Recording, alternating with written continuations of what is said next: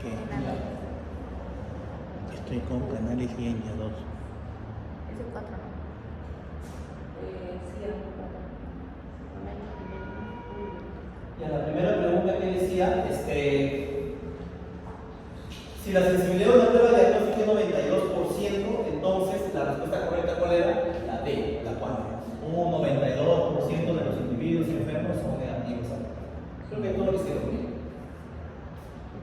La pregunta 2. Si la especificidad de una prueba diagnóstica es 60%, entonces la respuesta correcta ahí era la D.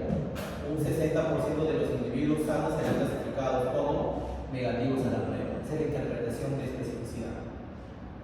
La pregunta 3 es: marca un ejemplo de una prueba diagnóstica para aprender un resultado falso positivo y un resultado falso negativo. Hay interpretado según los criterios que cada uno ha brindado, ¿no? Por ejemplo, aquel que ha dicho el principal problema de un falso positivo que suele ser reacciones cruzadas o condiciones comórbidas que puedan conllevar a una mala clasificación, ¿no? Casi todo lo han hecho ahí. Hay algunos donde no sido la respuesta es clara o específicamente hablar de ese problema de reacción cruzada o un signo comórbido, es donde yo me he clasificado. Y falso negativo, ¿cuál es el principal problema de un falso negativo? La etapa de la infección, ¿no? Casi todos han dado siempre ese ejemplo. Entonces, en función de lo que se han dado ahí, yo he evaluado y he puesto la calificación. ¿Okay? Con respecto a verdadero y falso para la pregunta 4, ¿sí la 4? ¿Qué pasa? Es que está, no puedo verlo acá en el computador. Esa es la 4, ¿no? Ya.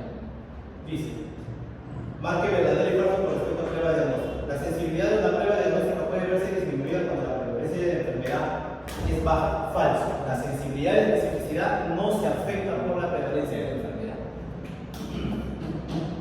Una prueba diagnóstica puede ser reproducible pero no válida. Verdadero. Hay pruebas reproducibles pero no pueden tener el mismo resultado al estado de la prueba. Verdadero. Los valores predictivos de una prueba diagnóstica son fijos y no se afectan por la prevalencia. Falso. Saben que los valores predictivos, principalmente el valor positivo, es el que se afectan. La capacitación del personal encargado de realizar una prueba no influye en los resultados de reproducibilidad. Falso. Porque eso puede conllevar a deficiencias durante el procedimiento, incluso hasta las encuestas también, ¿no? La prueba de reproducibilidad ayuda a identificar inconsistencias entre los resultados que podrían afectar el diagnóstico verdadero, ¿no? Siempre busca reproducibilidad, que tan consistentes son los resultados bajo mismas condiciones, escenarios o entre operadores. Y finalmente, un MOL estándar es una prueba teórica que asume un escenario 100% sensible, 100% específico. Exacto, es un escenario teórico, ¿no? Entonces la alternativa era falso, verdadero, falso, falso, verdadero, verdadero. ¿Okay? La pregunta 5 dice concordancia de capa, ¿no? ¿Qué es concordancia de capa? Es una prueba estadística o una medida estadística, un índice que nos permite ver la concordancia entre dos pruebas diagnósticas o dos criterios en una misma población, tomando en consideración qué cosa, la concordancia que ocurre al azar, controlando o ajustando la concordancia que ocurre al azar, ¿no? ¿Cuál es la utilidad? Permite ver qué tan confiables o consistentes son los resultados en las pruebas diagnósticas aplicadas a diferentes contextos. El punto clave es decir que corrige la concordancia que ocurre al azar. Porque si no decían eso, era lo mismo que ustedes simplemente estuvieran viendo la concordancia entre los pruebas. Capa corrige la concordancia que ocurre al azar. La pregunta 6: ventajas y desventajas de vigilancia pasiva. ¿Cuál es la principal ventaja de vigilancia pasiva?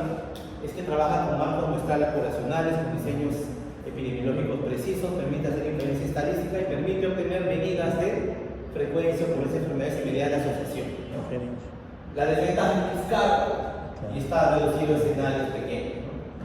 Por otro lado, la vigilancia pasiva es de mayor uso, más económico, permite identificar presencia de enfermedad, pero no corroborar la ausencia y además no puedo hacer generalización de resultados. De hecho, no conozco los denominadores, no conozco la población, porque solo se remonta a la identificación de casos notificados. Entonces, no hay un marco representativo.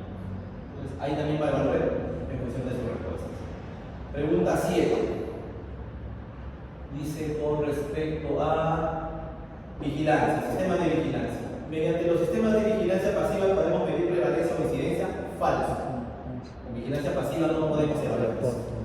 La segunda, los sistemas de vigilancia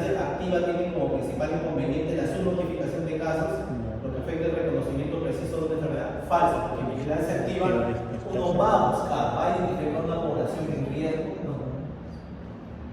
La otra pregunta. Una característica de los sistemas de vigilancia activo es la representatividad de sus marcos muestrales verdaderos, ¿no?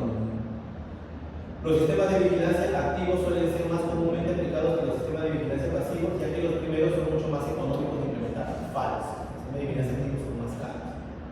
Y finalmente, los sistemas de vigilancia activos sirven para definir el estatus sanitario de una población animal en un área verdadero, porque me da una medida más real de la presencia, la cantidad y la carga de la enfermedad.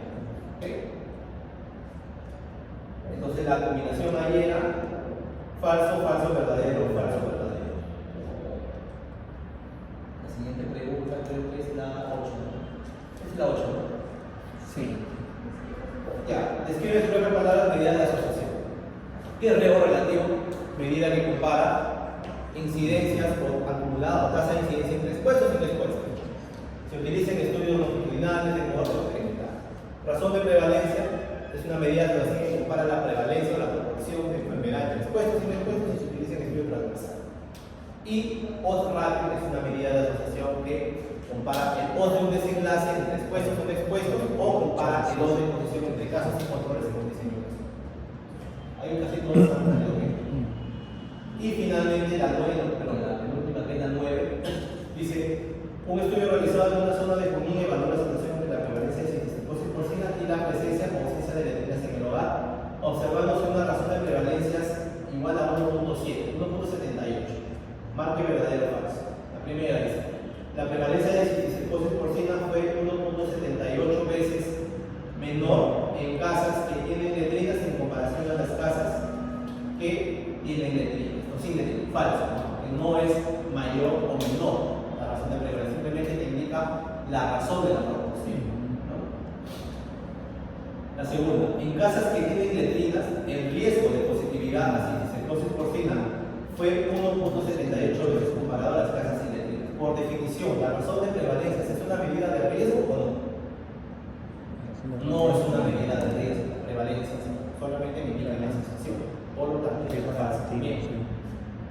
Tercera, en casas que tienen letrinas, la prevalencia de cisticercosis porcina, ¿no?, fue 78% mayor que la prevalencia en casas sin letrinas, ¿no? Esa respuesta es correcta, ¿no? 1.78 quiere decir 78% mayor. ¿Ya? La penúltima dice: la prevalencia de cisticercosis porcina fue 1.78 veces más alta. Con eso ya cancelar. Y la última dice: todas son incorrectas o todas son falsas. Esa también está mal porque efectivamente solo había una verdadera que era la tercera. Y la última pregunta, que es la número 10, dice: con respecto al riesgo relativo, marque verdadero o falso. Riesgo relativo es una medida de riesgo dado que compara la prevalencia entre enfermedades y expuestos. No compara prevalencia, compara con incidencias, casos nuevos, sea incidencia acumulada o sea tasa de incidencia. Segundo, si el riesgo relativo es menor a 1, indica que el riesgo de la enfermedad es menor en el grupo expuesto que en el grupo no expuesto. Tercero, solo puede ser calculado mediante la comparación de incidencias acumuladas entre expuestos y no expuestos, mas no se pueden comparar tasas de incidencia. Falso. También se puede calcular el riesgo relativo a partir de tasas de incidencia en expuestos versus no expuestos. Penúltimo, si el riesgo relativo es igual a 1, significa que el riesgo de la enfermedad entre expuestos y no expuestos es igual, verdadero. Y finalmente, a medida que el valor del riesgo relativo se aleja más del valor a 1, la asociación entre la exposición y la enfermedad es más débil. ¿No? Al contrario, a medida que el riesgo relativo, o cualquier medida, o R, se aleja más de 1, así sea hacia abajo, así sea hacia arriba, esa asociación es más fuerte, más débil mientras más cerca esté de ella. ¿Okay? Y ahora voy a compartir la resolución del examen práctico. Esa la vamos a ver acá por cada uno de ustedes, ¿ya? Entonces, pero esta es la resolución del examen, chicos. La nota ya las he respondido en el aula virtual. Y ahora voy a pasar a llamar a cada uno de ustedes.